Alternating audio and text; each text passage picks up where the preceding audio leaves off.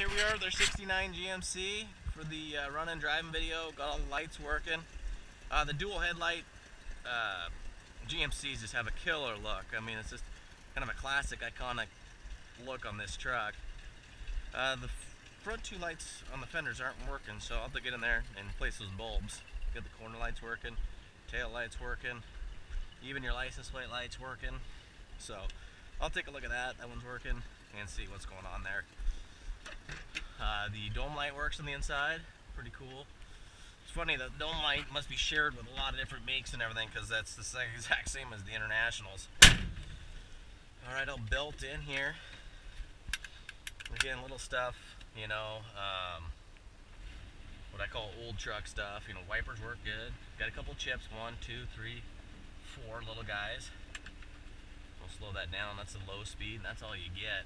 But I believe, amazingly, this is original glass or close to it, because this fogging takes a long time to have happen. But like I mentioned before, this thing kind of drives me nuts. Your four-way flashers work, but for whatever reason, blinkers don't work. So, I don't know, e-brake works. Try to adjust this here a little bit so hopefully you can see the gauges.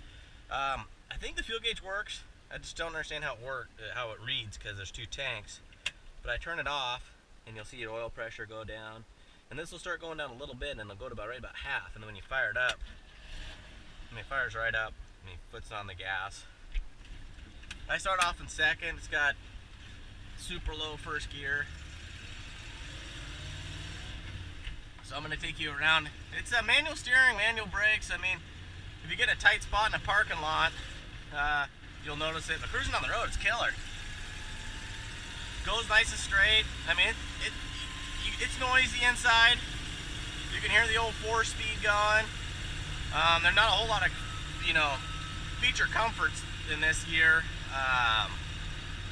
You know, this era of truck, and there's not a lot of sound deadening. I mean, it's bare sheet metal on the floors, and you got the vinyl floor, but that's not gonna do you a whole lot. But I mean, it handles itself really good. I mean, it's just cruising. It's just kind of habit to turn the blinkers on. Sometimes I turn them on and just hope they're going to kick on. You know, it's old trucks. That stuff just happens. But I want to do some kind of just typical back road driving. You know, tack works, doing about 35. Just going over some bumps, and then I'm going to get this thing on the freeway and show you guys that it's freeway worthy. You know, you got a little bit of the things that aren't working, but it's a good, honest truck. It's ready to hit the road. You know, I am not going to sell somebody a truck that I say is going to be freeway worthy without doing it myself. So I like to hop on there, you know, show somebody, hey, you got to take this to work. You know, don't stress out if you end up seeing a little bit of gridlock. Temp gauge obviously doesn't work. The needle just looks like it's completely gone, but it stays cool. One thing I forgot to mention before is it looks like somebody put a larger radiator in there. It's in there really good, and it doesn't move or rattle, but I did notice a couple of zip ties for mounting, how it's mounted on the top there. So, you know, again, that's kind of the stuff I consider old truck stuff that just happens over, you know, 40, 50 years. But, you know, going around the S-curves, you can see it's just really well mannered. Hopefully you guys can hear me pretty good. You know, it is noisy in here, I'm not going to lie to anybody, but this era truck is, I absolutely love the C10s and C20s from 67 to 72 because they're a blast to drive. They got really nice, strong, prominent hood ridge, really cool cab windows. It is really a blast to drive. Really nice gauges.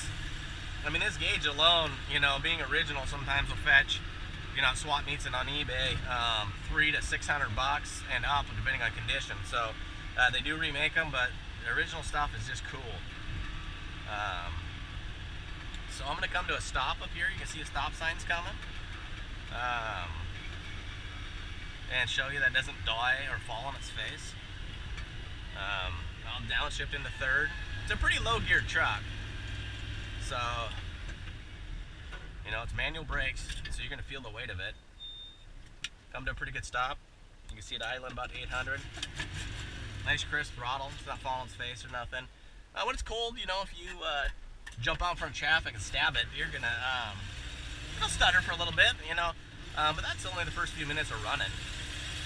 And again, if you hook that choke up, you're not going to have that. But I can't believe how while this thing fires up cold.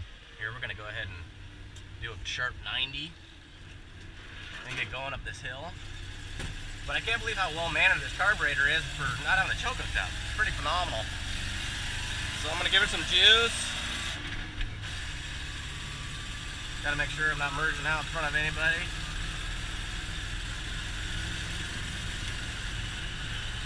So you can see the tack will jump around a little bit once you get up to higher speeds. You know, I'm doing 55.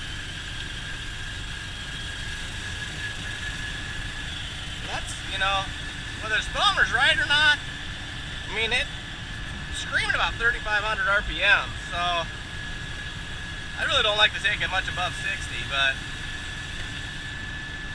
you can hear some wind noises going on.